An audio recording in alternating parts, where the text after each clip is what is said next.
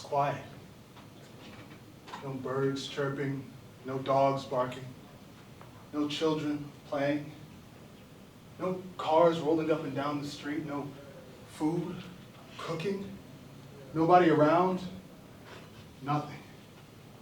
Just this rotten air that tastes like soap. Dead leaves from dead trees blowing in the wind, just as I get a whiff of potassium chloride. Today is Monday, December 17th, 2029. I'm standing in front of a house I've never been in. In 30 years, I've maybe passed it twice. I used to live 2 blocks back that way, close to the main road. Never had a reason to come this far back, but once or twice. Jamie Ragland died here. August 13th, 1999. He was 16. Official reports say that his friend Sarah Wilkerson told them that Jamie had been acting strangely in the days leading up to his demise. Now, who are them? Who are they? Them, with a capital T. One night, around 9:30 p.m., she rode her bike over to his house and she knocked on the window. She saw him sleeping. Said she could see the light on in the hallway through under the door. The window was cracked just a little, enough for her to pry it open, but she didn't. She knocked a second time, and that's when the lights started flickering. Incoherent gibberish, like chanting or something. That's what she heard after that second knock. Then she heard a clicking sound. She focused to make out what it was as a pebble hit the window. The sound continued and sounded like it was happening all over the house. She called out for Jamie in a whisper. He didn't hear it. She knocked a third time. A breeze came, and with it a whisper. His name. It whispered his name, she told them. Now why them? Because they were there. They were there before, they were there after, and I know it, I just know! They're here now. I feel it inside me. It sticks to my skin like the air. No one knows who they are, but I know this. He does. He had something to do with this. I know it. And then it happened. And she saw it all. It was a grisly scene.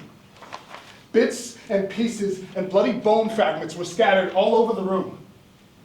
There was blood everywhere, she said. The walls, the ceiling, the floor, everywhere. Horrified, she called 911. Cops showed up, 10 o'clock on the dot. They did what they could to console her. They took her statement and they went inside the house. They didn't recover much. They didn't even find a body. All that was left of Jamie was scraped into a bag and carried out in a cooler. One of the cops even puked on the lawn. It really takes it out of you. People came around from all over after that. They came thinking there was something they could summon or some new evidence they could find. Fools, legends, and superstition became urban myth and campfire stories. And still people kept coming. That's when I got out of this neighborhood and I moved downtown. March 17th, 2022, I get a call. Whoever it was gave me an address. I looked it up, and it led me to a hotel, the hotel in the middle of the city. A looming specter, 12 stories tall, that some said was haunted. Others said it was cursed, so cursed that no one wanted it. No one wanted it because they abandoned it, them. A building with tunnels underground, tunnels that went to a safe house, a shelter for abandoned kids, orphans, and runaways. One night at 9:30, I drove to that building. When I got to it, I went to the south side of the building and I looked through a window and I saw a lamp on in the middle of the lobby. It didn't make sense. There were no utilities running to this building. No water, no electricity, no nothing. How?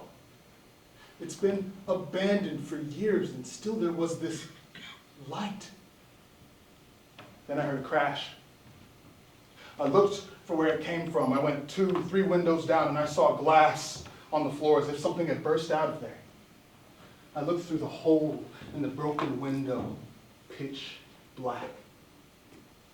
The wind picked up and howled. Lightning struck a rod. Thunder rolled. And I got out of Dodge.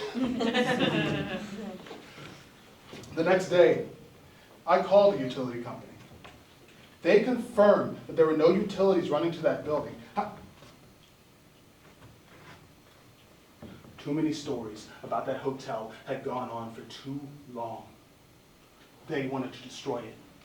There were so many people and housing units around it that they couldn't.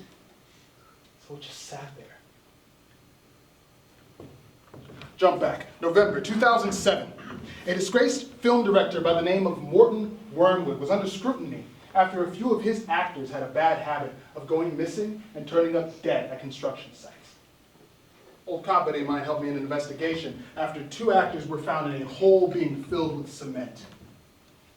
Their teeth had been pulled out before they were strangled and brought to the construction site. Wormwood claimed he didn't know anything, but all the evidence in all 12 cases pointed to him. Witness reports, security data, and phone pings suggest that he was the last person any of them had contact with.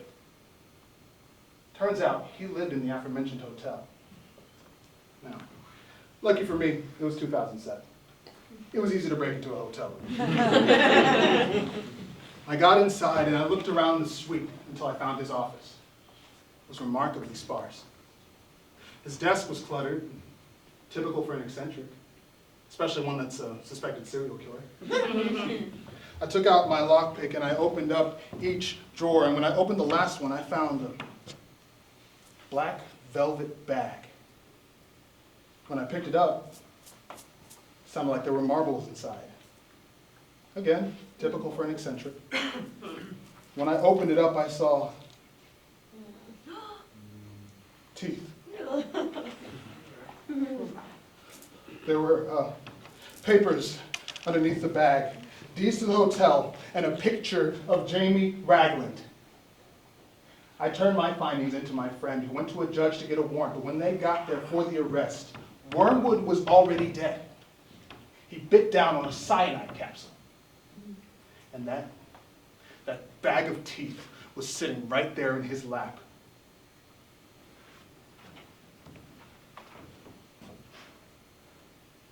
I went back there a few nights after that. I went to the window with a hole in it. I got it open, and once I got inside, I immediately headed to the lamp. I couldn't understand it. There was no cord, no batteries. Could someone have come in and removed the power source? Sure. I mean, if I was able to get in here, someone else would have been able to. That window was still locked. Why was there no furniture missing? It just didn't make any sense. Then I heard a clicking sound over by the elevator as it made its way down. When the door opened up, light poured into the negative space, and in that light, I saw a shadow. It made the hairs on my neck stand up. I immediately ran to the window and I got out of there. But in the wind, I swear I heard whispers.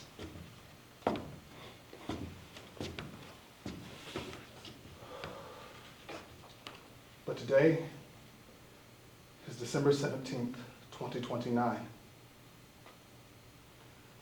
I'm standing in front of the house that Jamie Ragland died in.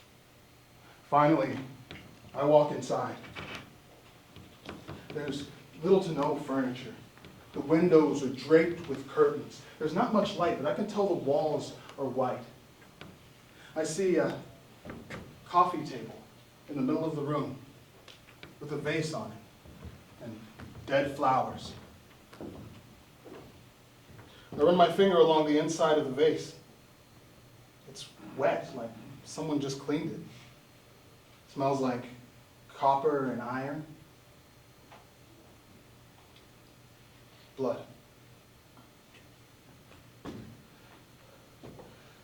3 yards from me is the door to the master bedroom. I head in and I see a large bed in the middle. Next to it, along the wall, is a wooden dresser. My eyes are drawn to a bleach stain in the middle of the bed. And then I see the painting on the wall behind it. The man in the painting is tall, surrounded by candles, dressed in all black, and he has an eye in the middle of his forehead. The eye is wide open. I get lost in the painting as I stare at it, and then I feel a breeze on the back of my neck.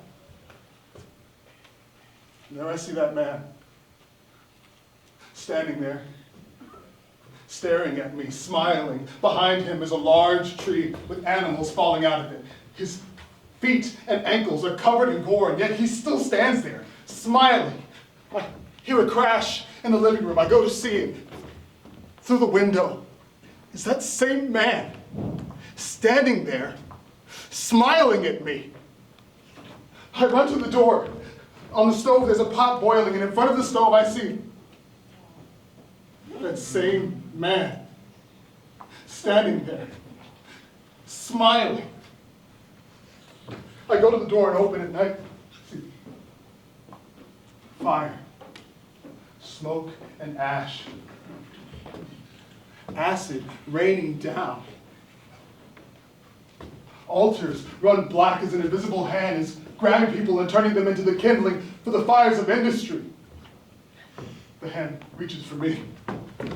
I run to the forest. I see the moon and stars through the haze. And then I hear the wolves sniveling with their teeth gnashing. They see me going for the forest and they give chase. The moon and stars gradually fade. Nothing but fire, smoke, and ash are behind me now. I know you're there, I hear someone yell. You're dead, you hear me? Fucking dead. I continue to run until I trip on a rock, damaging my leg. Night falls. I climb my way up to the crest of a hill, not knowing what I'll see on the other side. I can only tell myself that I'm free.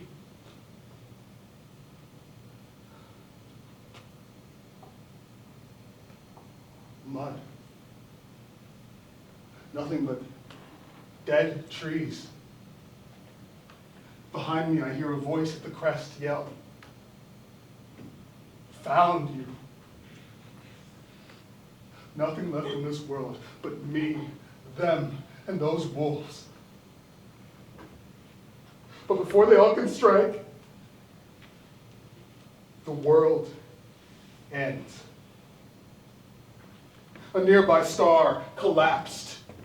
With a weakened atmosphere and depleted magnetic field, Earth was vulnerable. Oceans heat, jaundiced gray skies rain acid as the wind howls and picks up a forgotten world of dust.